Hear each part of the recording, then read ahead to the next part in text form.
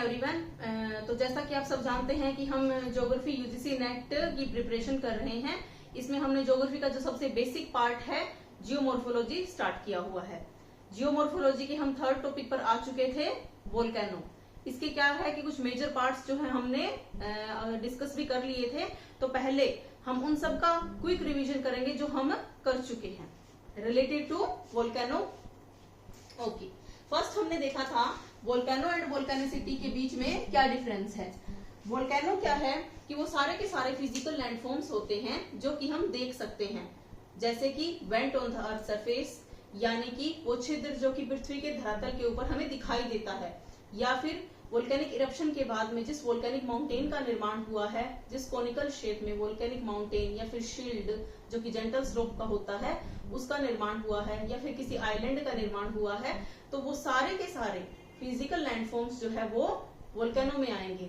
मतलब वो सारे के सारे फिजिकल लैंडफॉर्म्स जो हम देख सकते हैं वो वोल्केनो में आते हैं। वोल्केनिसिटी क्या है? वो सारी की सारी प्रोसेस होती है, वो सारी की सारी घटना होती है जो कि वोल्केनिक इरप्शन से रिलेटेड होती है। इसमें क्या है, मैग्मा का फॉर्मेशन भी होता है।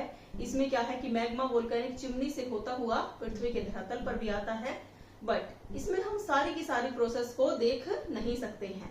हमने वोल्केनिक इरप्शन तो देखा, बट क्या हमने मैग्मा का बनना देखा? अर्थ के इंटीरियर के अंदर हमने मैग्मा का फॉर्मेशन होते हुए नहीं देखा। वोल्केनिक चिमनी में से किस प्रकार से मैग्मा पृथ्वी के धरातल तक आ रहा था हमने ये भी नहीं देखा। मतलब क्या है कि सारी की सारी प्रोसेस को हम नहीं देख सकते हैं, बट उसके जो इफेक्ट्स होते हैं वो विजिबल होते हैं। उस वोल्केनिक इरप्शन के बाद में जिस भी वोल्केनिक माउंटेन का निर्माण हुआ, या फिर जो भी क्या है कि loss of property and life हुआ, हमने वो सब कुछ देखा। तो उसके इफेक्ट्स जो थे वो विजिबल थे, बट वो सारी की सारी प्रोसेस जो है वो हमने नहीं देखी। और उस सारी की सारी जो प्रोसेस है उसको वोल्केनिसिटी या फिर ज्वालामुखीयता कहा जाता है। तो हमने वोल्केनो और वोल्केनिसिटी के बीच में क्या डिफरेंस है ये हमने अच्छे तरीके से देख लिया था। उसके बाद में हमने देखा था second part, main parts of volcano. हमने जो वोल्केनो से रिलेटेड जो मेन पार्ट्स हैं वो भी कवर कर लिए थे, जिसमें हमने मैग्मा चैम्बर भी देखा था, जो कि क्या है कि अर्थ के इंटीरियर में एक रिजर्वोयर होता है मैग्मा का। हमने वोल्केनिक चिमनी को देखा था, क्रेटर काल्डेरा की स्टडी हमने कर ली थी, किस प्रकार से क्या है कि क्रैक से होते हुए मैग्मा जब बाहर आता है तो सेकेंडरी कोन का निर्माण करता है। तो ये सब पार्ट्स जो है वो हमने कवर कर लिए थे। ओके, उसके बाद में हमने देखा कोजेस ऑफ वोल्केनो, यानी कि जो भी वोल्केनिज्म की प्रोसेस हो रही है उसके क्या कारण हैं। हमने पहले ही जब अर्थ के इंटीरियर की स्टडी की थी तो हमने देख लिया था कि अर्थ का जो सबसे इंटरनल पार्ट पाया जाता है, कोर, उसका टेम्परेचर 5000 से 6000 डिग्री सेल्सियस तक है। इतनी ज्यादा हीट में किसी भी रॉक्स का सॉलिड स्टेट में रहना पॉसिबल नहीं होता है। हालांकि जो एक्सेप्शन है वो हर जगह मिलते हैं, पृथ्वी के इंटीरियर में भी हमें देखने को मिलते हैं।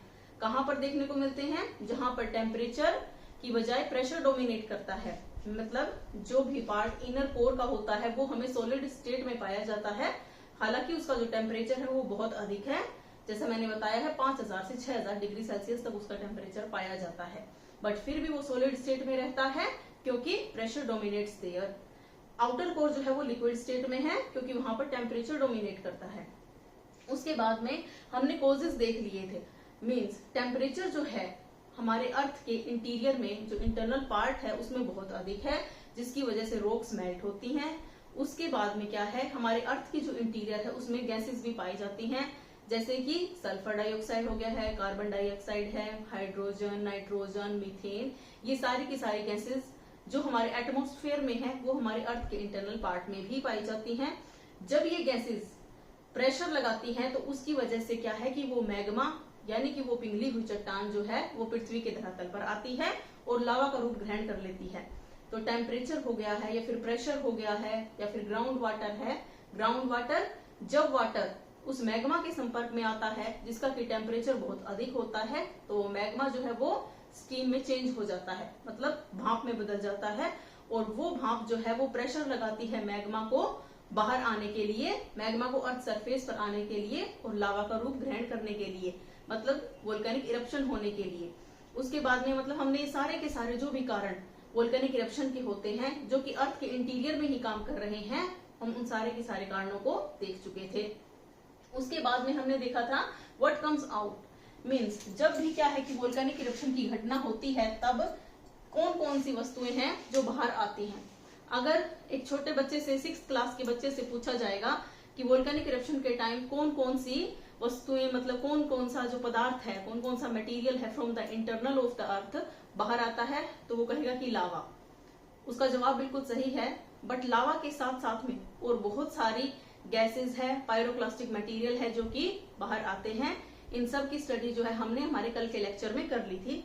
हमने देख लिया था जो लावा है वो किस प्रकार से एसिडिक और बेसिक लावा में डिवाइड हो जाता है, किस प्रकार से क्या है कि उसमें सिलिका की मात्रा, मतलब फैक्टर उसमें मेन क्या था, सिलिका की मात्रा, मतलब क्वांटिटी ऑफ सिलिका मिनरल।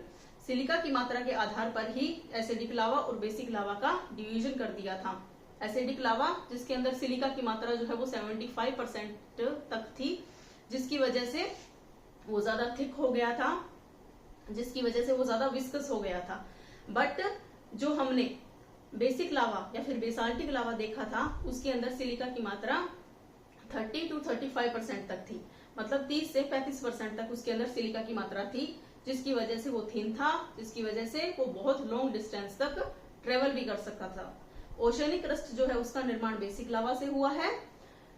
ये सब जो है चीजें हमने देख ली थी। और कुछ थे pyroclastic material, pyro means fire and clastic means broken pieces, means जले हुए और जो टूटे हुए टुकड़े वोल्केनिक इरप्शन के टाइम, ज्वालामुखी उद्गार के समय पृथ्वी के धरातल पर आते हैं, उन्हें पायरोक्लास्टिक मटेरियल कहा जाता है। पायरोक्लास्टिक मटेरियल का हमने सब डिविजन भी देख लिया था, किस तरह से volcanic dust, volcanic ash and lapilli, pumice, scoria, breccia, ये सब हमने स्टडी कर लिए थे। इन सब की क्या है कि कुछ अलग अलग विशेषताएं होती हैं। कोई ऐसे पत्थर के टुकड़े थे जिनके अंदर होल थे, बट उनकी डेंसिटी जो है वाटर से ज्यादा थी, जिस वजह से वो पानी में तैर नहीं सके थे, वो पानी में डूब गए थे, जैसे कि स्कोरिया। कुछ ऐसे पत्थर के टुकड़े थे जिनके अंदर होल्स थे, मतलब वो एक स्पंज फॉर्म में था हमारे सामने, बट उसकी जो डेंसिटी थी वो वाटर से कम थी, क्योंकि उसके अंदर जो होल थे वो काफी छोटे छोटे थे, जिसकी वजह से मतलब गैस जो है उसमें से पूरी तरीके से नहीं निकल पाई थी। इस वजह से क्या है कि उसकी डेंसिटी वाटर से कम हो गई थी, जिसकी वजह से वो वाटर में डूबे नहीं थे। यहाँ पर एग्जाम्पल था प्यूमिस का। ओके, अब आज जो है हमारा मेन टॉपिक है टाइप्स ऑफ वोल्केनो, मतलब वोल्केनो ज्वालामुखी जो है हमने उसमें देखा कि वही सेम प्रकार का मटेरियल जो है वो बाहर आ रहा है, बट फिर भी क्या है कि उसको अलग अलग बेसिस पर, ऑन डिफरेंट बेसिस, उसको क्या है कि कई कैटेगरीज में डिवाइड किया जाता है। उसके जो बेस होते हैं वो कई होते, मतलब कई प्रकार के जो उसके बेस होते हैं वो होते हैं, इसीलिए क्या है उसका जो डिवीजन है वो इस प्रकार से होता है। देखिए, सबसे पहला क्या है कि बेस्ड ऑन एक्टिविटी, मतलब सक्रियता के आधार पर, मतलब जहां पर भी ज्वालामुखी उद्गार हो रहे हैं वो कितने सक्रिय हैं, उस आधार पर क्या है कि जो ज्वालामुखी है, वोल्केनो है, उसे 3 भागों में विभाजित किया जाता है। इसके 3 पार्ट्स होते हैं। पहला पार्ट होता है active volcano, second one is dormant and third is extinct volcano. Active volcano बहुत सक्रिय है, जहां पर की वोल्केनिक इरप्शन मतलब फ्रीक्वेंटली होते हैं, again and again volcanic eruption occurs there. उसके बाद में क्या है कि डोरमेंट वोल्केनो है, जो कि कभी क्या है इसके पीछे रीजन हो सकते हैं, मतलब एक्टिव वोल्केनो ही डोरमेंट वोल्केनो बन जाता है।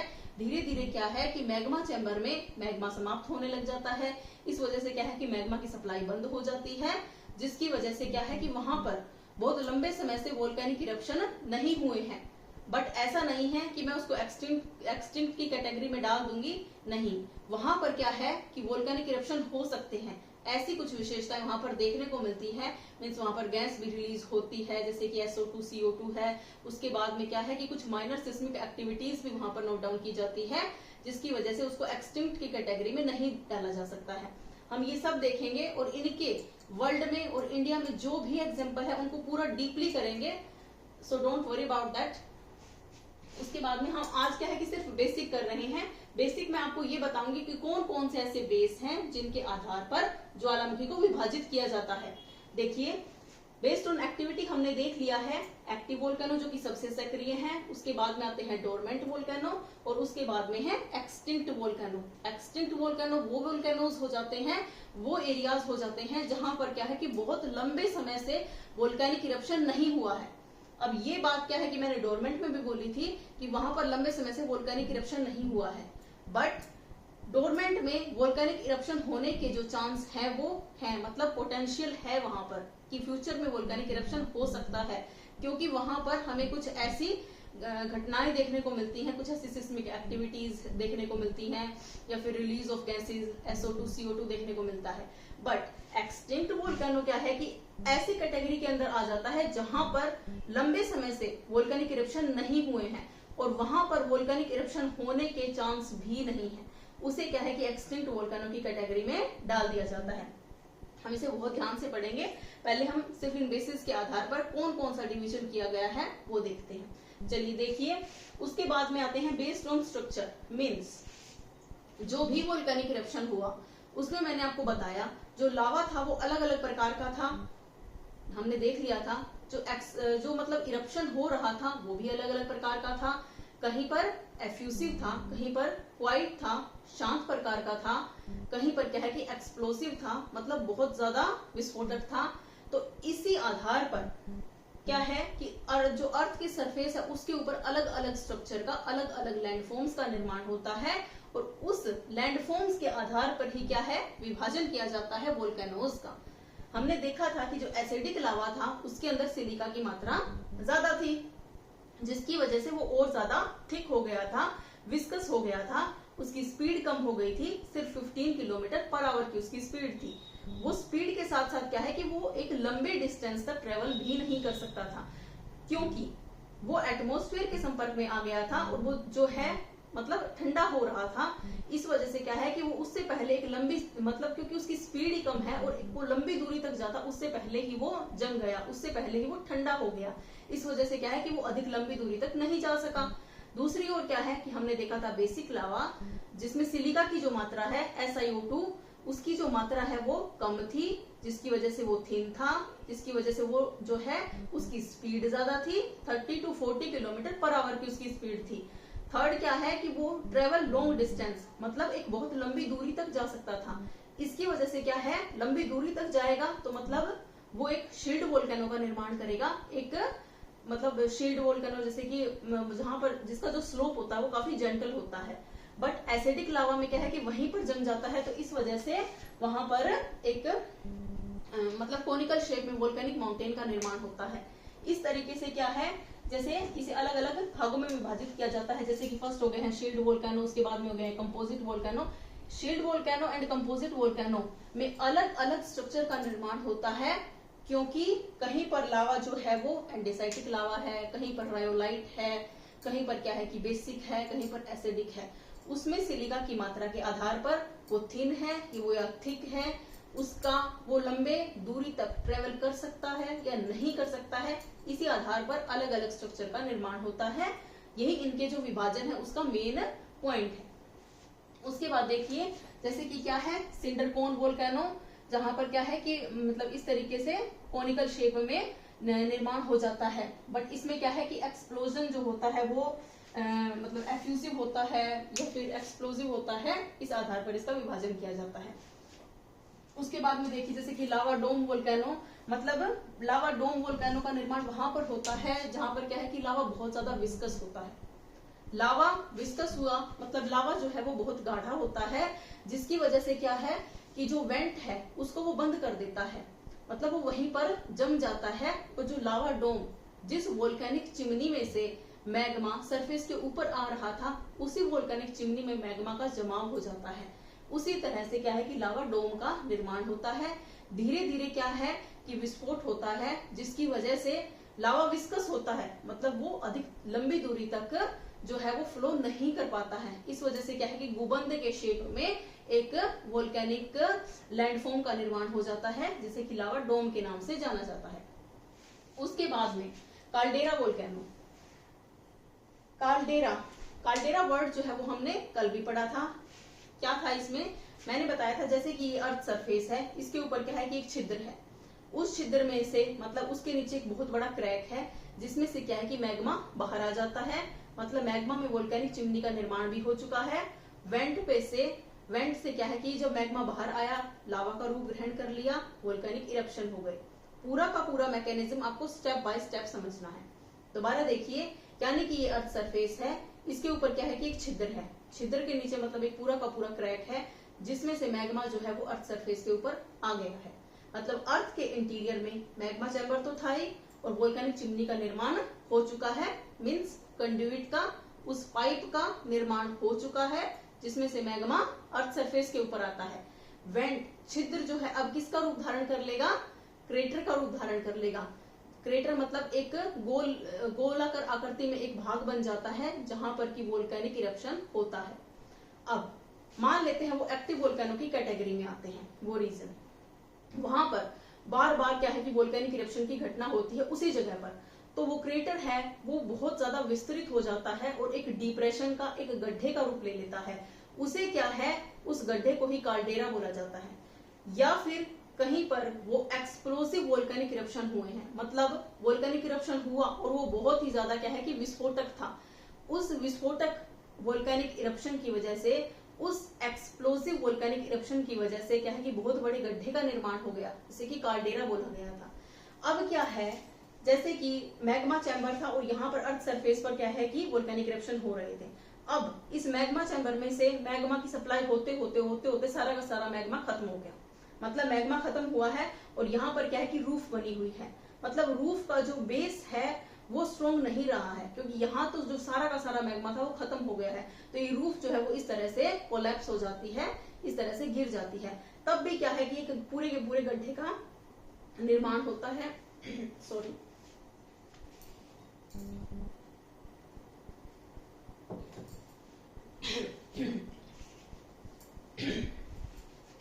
तब भी क्या है कि पूरे के पूरे गड्ढे का निर्माण हो जाता है।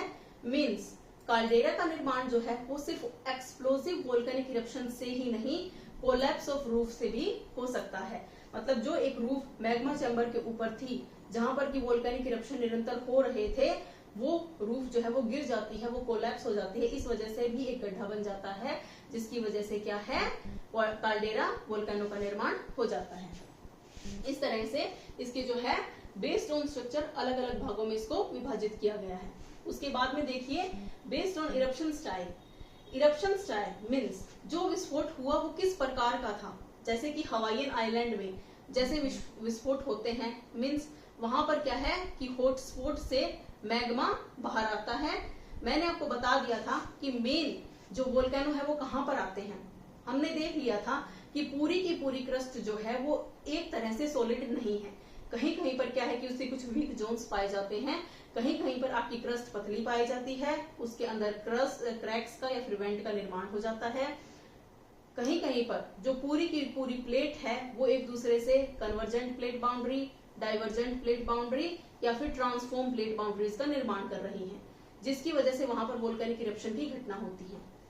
ठीक है, सबसे ज्यादा वोल्केनिक इरप्शन कहां पर होंगे, जहां पर डाइवर्जेंट प्लेट बाउंड्री एक दूसरे से दूर जा रही है, जिसकी वजह से क्रैक्स का डेवलपमेंट हो रहा है और मैग्मा क्या है कि अर्थ सरफेस के ऊपर आ रहा है।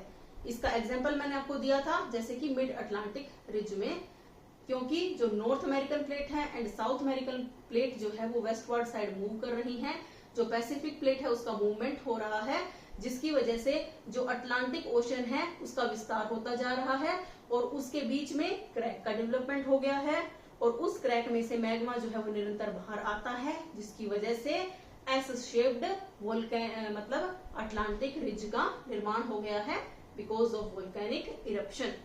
ये हमने देख लिया था।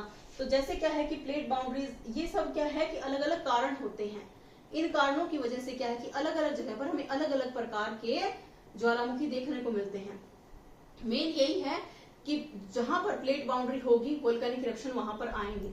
बट हमने जब हमने अर्थ का इंटीरियर किया था तब हमने एक जो मतलब एक पार्ट पढ़ा था मेंटल प्लूम।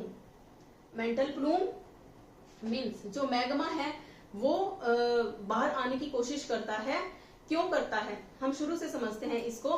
दोबारा से मैं आपको वही जो है वो रिवाइज करवा रही हूँ, जिसमें क्या है कि हमने देखा था कि अर्थ का जो इंटरनल पार्ट है जिसे कोर बोला जाता है, उसमें क्या है कि टेम्परेचर बहुत ज्यादा होता है। ठीक है, मेंटल और कोर के बीच में हमने एक डिसकंटिन्यूटी पढ़ी थी जिसे कहा गया था गुटेनबर्ग डिसकंटिन्यूटी। जो आउटर कोर है और इनर कोर के बीच में डिसकंटिन्यूटी है उसका नाम है लेहमैन डिसकंटिन्यूटी। बट अब हमें गुटेनबर्ग डिसकंटिन्यूटी से मेन पढ़ना है। जैसे क्या है कि ये कोर का पार्ट हो गया है और यहाँ पर गुटेनबर्ग डिसकंटिन्यूटी है। कोर जिसके अंदर टेम्परेचर बहुत हाई है, 4000 से 5000 डिग्री सेल्सियस इसके अंदर टेम्परेचर है। इसके अंदर क्या है कि हैवी डेंसिटी के मिनरल्स पाए जाते हैं। क्यों पाए जाते हैं, ये हमने ग्रेविटेशनल डिफरेंशिएशन में देख लिया था कि किस प्रकार से पृथ्वी जो है वो जब मतलब बन रही थी, जब वो जो सोलर नेबुला है उससे अलग हुई थी, तब क्या है सोलर नेबुला से अलग होकर वो उसका टेम्परेचर बहुत ज्यादा था, वो मोल्टन स्टेट में थी, वहां पर किसी भी लाइफ का रह पाना, विकसित हो पाना पॉसिबल नहीं था। रॉक्स जो है वो मेल्ट थी। इसकी वजह से जो मिनरल्स थे, जो हैवी डेंसिटी के एंड लो डेंसिटी के मिनरल्स थे, उन्होंने अपनी अपनी जगह लेनी स्टार्ट कर दी थी। जो हैवी डेंसिटी के मिनरल्स थे वो इकट्ठा हुए थे, एक्यूमुलेट हुए थे in the internal part of the earth, means core में इसी वजह से हमें निकल एंड फेरस, आयरन जो कि हैवी डेंसिटी के मिनरल्स है वो पाए जाते हैं। जबकि जो लो डेंसिटी के मिनरल्स हैं वो जो है वो आउटर क्रस्ट में हमें देखने को मिलते हैं। जैसे कि क्या है, जो कि मध्यम लेयर है जिसमें कि क्या है कि सिलिकेट मिनरल पाया जाता है, और उससे भी जो लो डेंसिटी का मिनरल होता है वो हमें क्रस्ट में देखने को मिलता है, जो कि सिलिका एंड एल्यूमिनियम है। ठीक है, इस वजह से क्या है कि अलग अलग जो मिनरल्स हैं वो अपनी अपनी जगह ले रहे थे, और इसी ग्रेविटेशनल डिफरेंशिएशन की वजह से क्या है कि काफी जियोथर्मल एनर्जी वो भी विकसित हो गई थी। ओके, तो हमने क्या है कि अलग अलग जगह पर ये देख लिया था। अब गुटेनबर्ग जो डिसकंटिन्यूटी पाई जाती है उसके ऊपर में मेंटल की एक लेयर पाई जाती है जिसे कि डी लेयर बोला गया था। डी लेयर क्योंकि उसे एक अलग लेयर की कैटेगरी में क्यों डाला गया था, क्योंकि वो मतलब पहले तो हम इसकी गहराई देखते हैं, 410 से 660 किलोमीटर तक इसकी गहराई थी।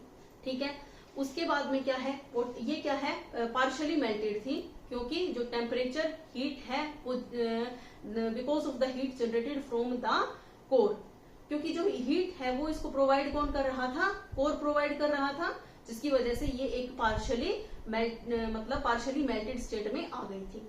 अब क्या है कि इसमें से मैग्मा है वो ऊपर उठने की कोशिश करेगा।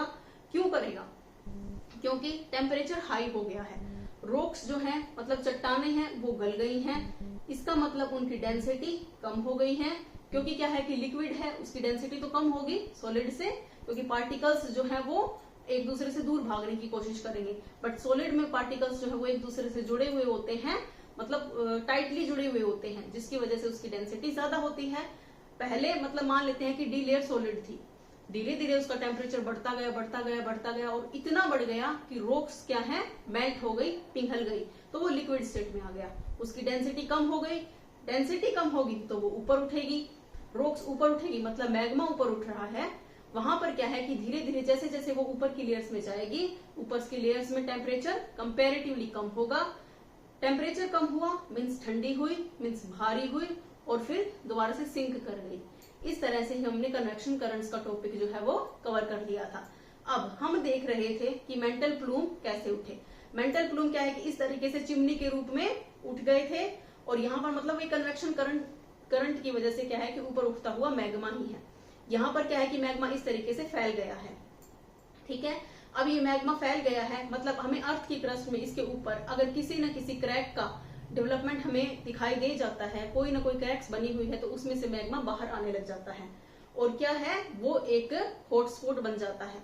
अब ये हॉटस्पॉट एक ऐसी जगह पर बना है जहां पर ना ही तो कोई प्लेट बाउंड्री थी, ना ही किसी प्रकार का कोई कन्वर्जेंस था, ना ही किसी प्रकार का कोई डाइवर्जेंस था, ना ही किसी प्रकार का कोई ट्रांसफॉर्म बाउंड्री का निर्माण हो रहा था, बट फिर भी वहां पर वोल्केनिक इरप्शन की घटना हो रही थी, क्योंकि एक मेंटल प्लूम का निर्माण हो गया था, एक हॉटस्पॉट का निर्माण हो गया था।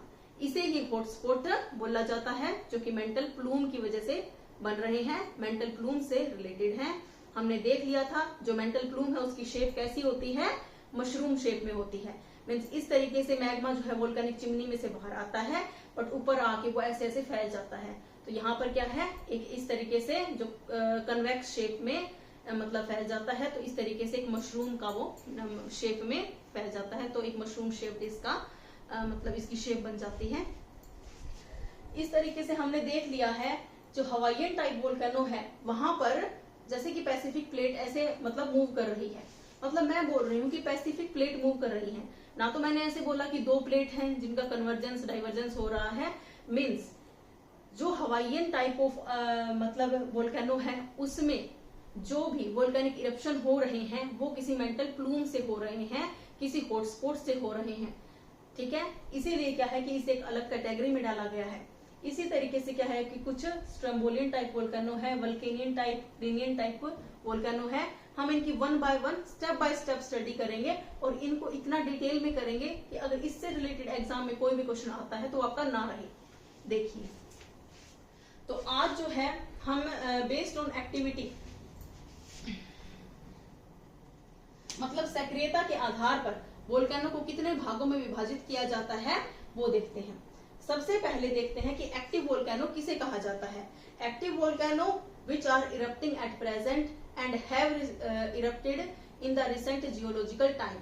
एक्टिव वर्ड से आपको क्या समझ में आता है कि सक्रिय है, मीन्स प्रेजेंट में क्या है कि उसके अंदर वोल्केनिक इरप्शन हो रहा है, कंटिन्यूसली हो रहा है, और वो जो वोल्केनिक इरप्शन है वो रिसेंट जियोलॉजिकल टाइम में भी हुआ है।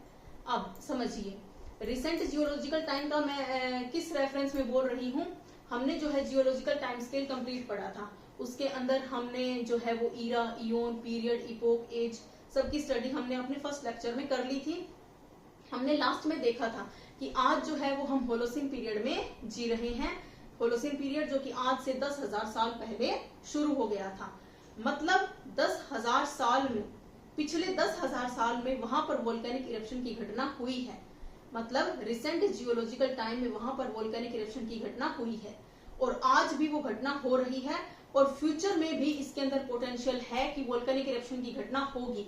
तभी क्या है कि मैं उस रीजन को एक्टिव वोल्केनो की कैटेगरी में डाल रही हूँ। देखिए, अब क्या है, यहाँ पर कुछ इंडिकेटर होते हैं। इन्हीं इंडिकेटर को देखते हुए साइंटिस्ट ने जो है एक्टिव वोल्केनो का स्पेशल मतलब कैटेगरी बनाई और इस वजह से क्या है कि कुछ एरियाज को एक्टिव वोल्केनो की कैटेगरी में डाला है। फ्रीक्वेंट इरप्शन हो रहे हैं, means eruption in the present and have erupted in the recent geological time, ठीक है। मैं क्योंकि हमें वहां पर कुछ ऐसे इंडिकेटर्स देखने को मिल रहे हैं। देखिए, फर्स्ट इंडिकेटर क्या होता है कि मैग्मा सप्लाई। वहां पर क्या है कि बार बार वोल्केनिक इरप्शन की घटना हो रही है, means again and again volcanic eruption की घटना, ज्वालामुखी उद्गार की जो घटना है वो हो रही है। तो हमें मतलब समझ जाना चाहिए कि मैग्मा की सप्लाई जो है from the interior of the earth वो हो रही है। मींस मैग्मा चैम्बर बना हुआ है, उसमें क्या है कि मैग्मा अवेलेबल भी है। इस वजह से क्या है कि मैग्मा की सप्लाई ऊपर अर्थ सरफेस पर हो रही है, जिसकी वजह से जो वोल्केनिक इरप्शन की घटना हो रही है, ठीक है। रिलीज ऑफ गैसेस, मीन्स कौन कौन सी गैसेस हैं, SO2, CO2 गैसेस हैं, जिसकी वजह से क्या है कि बहुत ज्यादा सफोकेशन का कारण बनता है, ये हमने मतलब बढ़ चुके हैं। तो ये जो गैसेस है वो भी रिलीज हो रही है। ये भी हमें इंडिकेशन दे रही है कि ये जो रीजन है वो एक्टिव वोल्केनो के रीजन में आता है। उसके बाद में वहां पर क्या है कि अर्थक्वेक की घटना मतलब कॉमन बनी हुई है, वहां पर सिस्मिक एक्टिविटी की घटना भी हमें देखने को मिलती है। तो इस वजह से हमने उस रीजन को एक्टिव वोल्केनो के रीजन में डाला है। उसके बाद में ग्राउंड डिफॉर्मेशन। ग्राउंड डिफॉर्मेशन का क्या मतलब हुआ, जैसे कि हमने देख लिया था कि क्रस्ट, मेंटल और कोर का निर्माण किस प्रकार से हो गया था। मतलब जैसे हमने देखा था कि ग्रेविटेशनल डिफरेंशिएशन की वजह से मिनरल्स ने अपने आप को अपनी अपनी जगह पर एक्यूमुलेट कर लिया था, जिससे अर्थ की क्या है लेयर्स में मतलब पूरा का पूरा फॉर्मेशन हो गया था। अब उस क्रस्ट के ऊपर किसी और प्रकार की भूआकृतियां बन रही हैं बिकॉज ऑफ एंडोजेनेटिक फोर्सेस और बिकॉज ऑफ एक्सोजेनेटिक फोर्सेस। तो क्या है कि उसे डिफॉर्मेशन बोला जाएगा, यानी कि पुनर्निर्माण। क्रस्ट का निर्माण हो गया है बट उसके ऊपर ही क्या है कि अलग अलग लैंडफॉर्म्स का निर्माण हो रहा है, मतलब पुनर्निर्माण हो रहा है, ठीक है। तो ग्राउंड डिफॉर्मेशन की घटना भी हमें देखने को मिलेगी। वोल्केनिक इरप्शन होगा तो क्या है कि मैग्मा बाहर आएगा, कोनिकल माउंटेन्स भी बनेंगे वहां पर मतलब अलग अलग प्रकार की भूआकृतियां, जैसे कि शील्ड भी बन जाएंगे, कोन भी बन जाएगा, डोम बन जाएगा। इस प्रकार से क्या है कि अलग अलग प्रकार की भूआकृतियां भी बन जाएंगी, ओके। तो ग्राउंड डिफॉर्मेशन की घटना हमें देखने को मिलती है। तो ये सारे के सारे जो इंडिकेशंस हैं वो हमें अगर किसी एक जगह पर मिलते हैं तो उसे एक्टिव वोल्केनो की कैटेगरी में डाला जाता है। एक्टिव वोल्केनो जिसमें प्रेजेंट में इरप्शन हो रहे हैं, रिसेंट जियोलॉजिकल टाइम में भी हुए हैं और आगे भी होंगे। आगे कैसे होंगे हम फ्यूचर में कैसे बता रहे हैं, क्योंकि हमें इंडिकेटर्स हैं वो भी वहां पर वैसे ही मिल रहे हैं कि आने वाले समय में फ्यूचर में भी यहाँ पर ऐसे इरप्शन होने का पोटेंशियल है, संभावना है। ठीक है, उसके बाद में यहाँ पर जो इरप्शन होंगे उनका स्टाइल कैसा होगा, वो एफ्यूसिव भी हो सकते हैं और वो एक्सप्लोसिव भी हो सकते हैं। मीन्स जैसे कि क्या है कि एफ्यूसिव यानी कि क्वाइट वोल्केनो, शांत रूप से भी उद्गार हो सकता है, वो डिपेंड करता है आपके सिलिका की मात्रा के आधार पर। अगर सिलिका की मात्रा कम है तो मतलब थिन है, लावा क्या है कि आसानी से बाहर भी निकल सकता है। बट क्या है, अगर सिलिका की मात्रा ज्यादा है तो वो थिक होगा, वो ज्यादा विस्कस होगा, ज्यादा गाढ़ा होगा, हो सकता है वो वेंट पर ही जमा हो जाए, वेंट के नीचे ही जमा हो जाए। वो मैग्मा जो प्रेशर लगा रहा है बाहर निकलने के लिए, नीचे से वो बाहर ना निकल पाए, और जब वो बाहर निकलेगा मीन्स जब प्रेशर गैसेस के द्वारा और ज्यादा अधिक हो जाएगा तो क्या है कि बहुत ज्यादा एक्सप्लोसिव, बहुत ज्यादा विस्फोटक वोल्केनिक इरप्शन होगा। तो ये जो एक्टिव वोल्केनो होते हैं वो एफ्यूसिव भी हो सकते हैं और वो एक्सप्लोसिव भी हो सकते हैं। ठीक है, अब देखिए इनके कुछ एग्जांपल्स मैं आपको बता देती हूँ। ये जो है मतलब फर्स्ट इसका एग्जांपल है माउंट किलायू, जो कि कहाँ पर है, हवाई आइलैंड में, यूएसए में ही है। One of the most active volcano in the world. Okay, उसके बाद में आता है माउंट एटना, जो कि इटली में है, जो कि यूरोप का सबसे सक्रिय ज्वालामुखी है। उसके बाद में है स्ट्रोम्बोली क्या है, जो कि इटली की टेरिटरी में आता है, जो कि मेडिटेरेनियन सी में है, भूमध्य सागर में है, और इसे लाइट हाउस ऑफ मेडिटेरेनियन सी बोला जाता है। और अगर इंडिया में मैं इसके एग्जाम्पल की बात करते हैं तो जो बैरन आइलैंड है अंडमान निकोबार का, वो भारत का एकमात्र सक्रिय ज्वालामुखी है। ओके, उसके बाद में देखिए डोरमेंट वोल्केनो। डोरमेंट वोल्केनो क्या है, वो वोल्केनोज होते हैं जहां पर एक लंबे समय से वोल्केनिक इरप्शन नहीं हुआ है, means a long period of inactivity, means वहां पर जो मैग्मा की सप्लाई है वो नहीं हो रही है। वहां पर क्या है, मतलब ऐसा नहीं है कि मैं उसको एक्सटिंक्ट की कैटेगरी में डाल दूंगी, क्योंकि एक्सटिंक्ट वोल्केनो तो वो होते हैं जहां पर वोल्केनिक इरप्शन बहुत लंबे समय से नहीं हुए हैं, और वहां पर ऐसे हमें कोई इंडिकेटर्स भी नहीं मिल रहे हैं कि आने वाले समय में यहाँ पर वोल्केनिक इरप्शन होगा। ठीक है, जैसे हमें एक्टिव वोल्केनो में मिल रहे थे। बट एक्टिव वोल्केनो में वोल्केनिक इरप्शन जो है वो कंटिन्यूअसली हो रहे हैं, प्रेजेंट में हो रहे हैं, रिसेंट जियोलॉजिकल टाइम में भी हुए हैं, और इंडिकेशन है कि आने वाले समय में भी होते रहेंगे। ये है एक्टिव वोल्केनो की विशेषता। ठीक है, उसके बाद में हमने एक्टिव वोल्केनो के एग्जाम्पल कर लिए थे। माउंट किलायू जो कि हवाई आइलैंड जो है यूएसए का, वो उसका एग्जाम्पल है। जो हवाई आइलैंड है वो एक शील्ड वोल्केनो का एग्जाम्पल है। हवाई आइलैंड की क्या है कि मैंने पूरा का पूरा ये अपना शॉर्ट्स में भी डाला हुआ है, आप इसको जरूर देखिएगा, क्योंकि इस हवाई आइलैंड जो है वो बहुत ज्यादा इंपॉर्टेंट है, तो इसको आपको जरूर देखना चाहिए। जो मैंने शॉर्ट्स में एक वीडियो डाल रखा है हवाई आइलैंड का स्पेशली, देखिए। उसके बाद में आता है dormant volcano. Dormant volcano long period of inactivity, means बहुत लंबे समय से वहां पर वोल्केनिक इरप्शन नहीं हुआ है, बट मैग्मा की सप्लाई वहां पर फिलहाल तो बंद हो गई है, बट ऐसा नहीं है कि मैग्मा चैम्बर में मैग्मा है नहीं। ठीक है, क्यों हमें पता चल रहा है, क्योंकि वहां पर जो गैसेस है, हीट है, उनका जो है रिलीज यानी कि उनका एमिशन होता रहता है, बट क्या है कि काफी जो अमाउंट होता है वो उसका काफी कम होता है, स्लो अमाउंट होता है। सिस्मिक एक्टिविटी मीन्स हमें उस एरिया में जहां पर कि पहले बहुत ज्यादा वोल्केनिक इरप्शन होते थे, धीरे धीरे क्या है कि मैग्मा जो है वो कम हो गया है, मैग्मा की सप्लाई है वो कम हो गई है, जिसकी वजह से क्या है कि गैसेस और हीट रिलीज तो होती है, बट उनका अमाउंट जो है वो काफी कम होता है। वहां पर हमें कुछ न कुछ minor seismic activities, minor earthquakes देखने को मिल सकते हैं, जो कि हमें इंडिकेशन देते हैं कि यहाँ पर इस क्षेत्र में वोल्केनिक इरप्शन की घटना हो सकती है। इसीलिए इसे एक्सटिंक्ट कैटेगरी में डालना ठीक नहीं है। ओके, उसके बाद में देखिए इसके हम कुछ एग्जांपल देख सकते हैं, जैसे कि माउंट फ्यूजी है जो कि जापान में है, जो कि डोरमेंट वोल्केनो की कैटेगरी में आते हैं। उसके बाद में है माउंट किलिमंजारो जो कि तंजानिया में है, which is the highest mountain of Africa, जो कि डोरमेंट वोल्केनो की कैटेगरी में आते हैं। मैं बोल रही हूँ डोरमेंट वोल्केनो, तो माइंड में एकदम से आ जाना चाहिए डोरमेंट मीन्स वोल्केनिक इरप्शन पहले होते थे बट बहुत लंबे समय में नहीं हुए हैं, मैग्मा सप्लाई जो है वहां पर नहीं हो रही है, बट इसका ये मतलब नहीं है कि मैग्मा चैम्बर में मैग्मा बचा नहीं है। मैग्मा चैम्बर के अंदर मैग्मा है, बट वोल्केनिक इरप्शन नहीं हो रहे हैं। कोई भी इसके कारण हो सकते हैं, क्योंकि जो release of gases and heat है वो काफी कम मात्रा में हो रही है। मीन्स क्या है कि शायद उस जगह पर गैसेस की वजह से इतना प्रेशर ना बन पा रहा हो कि मैग्मा वहां से बाहर आए। ठीक है, तो इस वजह से इसे स्लीपिंग जायंट भी कहा जाता है। मीन्स एक सोता हुआ राक्षस जिसे बोला जाता है, मतलब वो सो रहा है। ऐसा है कि भाई वो पूरी तरीके से मर चुका है, ऐसा नहीं कहा जा सकता है कि वो सो रहा है और मतलब वो जाग सकता है इस तरीके से। मतलब कहीं कभी भी क्या है कि यहाँ पर वोल्केनिक इरप्शन की घटना हो सकती है।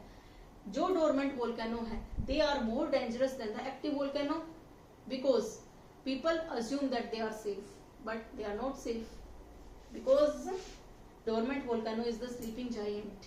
देखिए कैसे एक्टिव वोल्केनो क्या है कि हमें पता चलता है भाई हाँ इस क्षेत्र को एक्टिव वोल्केनो की कैटेगरी में डाल दिया है।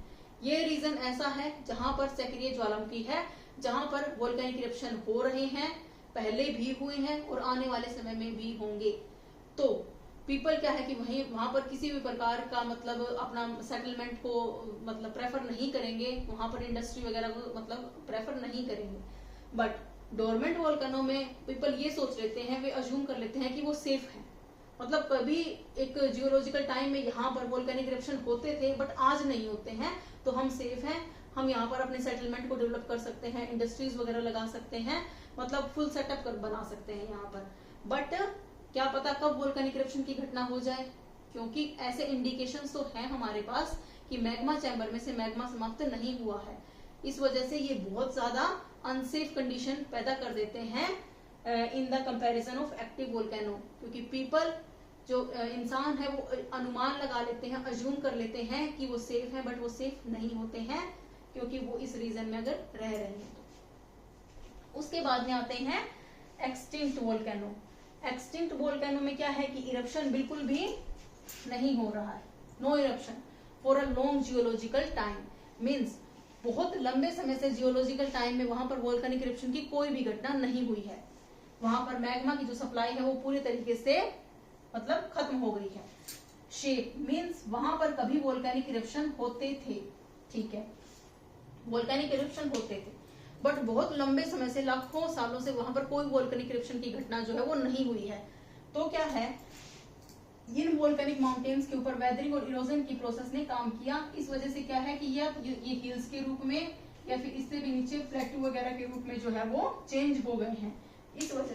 इस वजह से क्या है कि इनकी शेप में परिवर्तन आ गया है because of weathering and erosion. Okay, यहाँ पर क्या है कि जब तक इरप्शन होता था तब तक वोल्केनिक माउंटेन्स का, कोनिकल माउंटेन्स का निर्माण हो रहा था। बट अब क्या है कि मैग्मा की सप्लाई पूरे तरीके से बंद, no emission of gases, no emission of heat found here. यहाँ पर किसी भी प्रकार का जो एमिशन है, इजेक्शन है हीट का एंड गैसेस का हमें नहीं दिखाई देता है।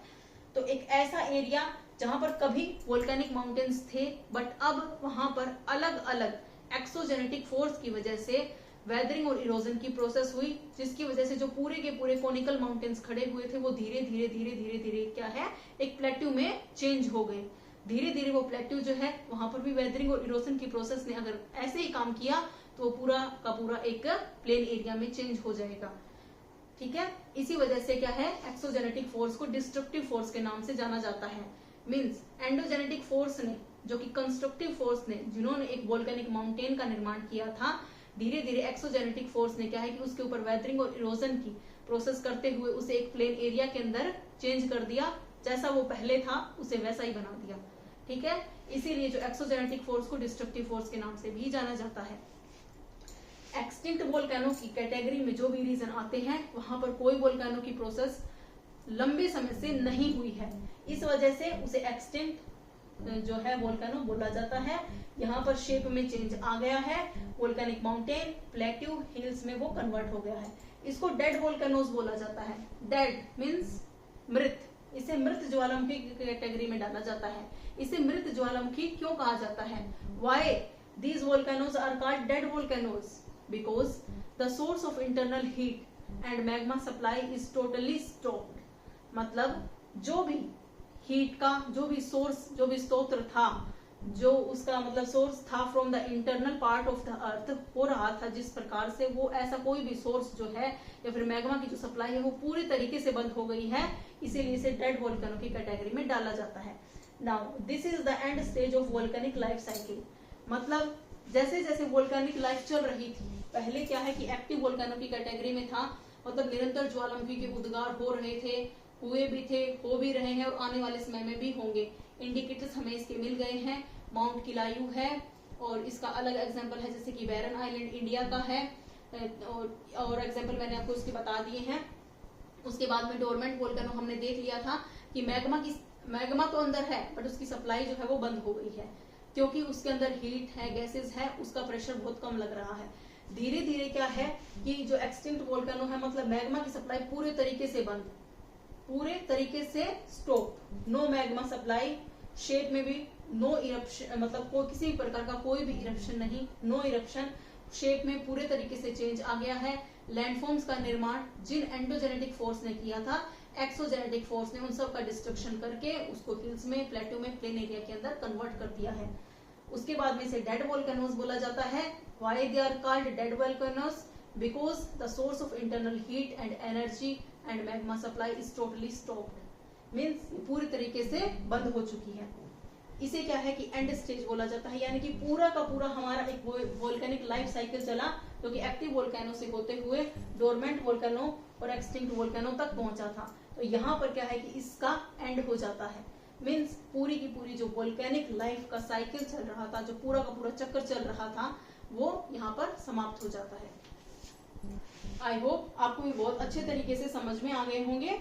अगर इससे रिलेटेड जो मैंने आज करवाया है उसमें से अगर एक भी पॉइंट आपको नहीं समझ में आया है तो आप मुझे कमेंट बॉक्स में पूछ सकते हैं। कल जो है हम करेंगे based on structure and based on eruption style. कल ये जो दो बेसिस लेकर हम चलेंगे और इन बेसिस के आधार पर वोल्केनो को कौन कौन से पार्ट में विभाजित किया गया है वो देखेंगे। Thank you. और अगर ऐसी ही ज्योग्राफी की आप इंफॉर्मेटिव वीडियोस और चाहते हैं कि मैं आप सबके साथ जुड़ी रहूं, तो आप प्लीज मुझे फॉलो कीजिए on my YouTube channel @GeoSavita। Thank you.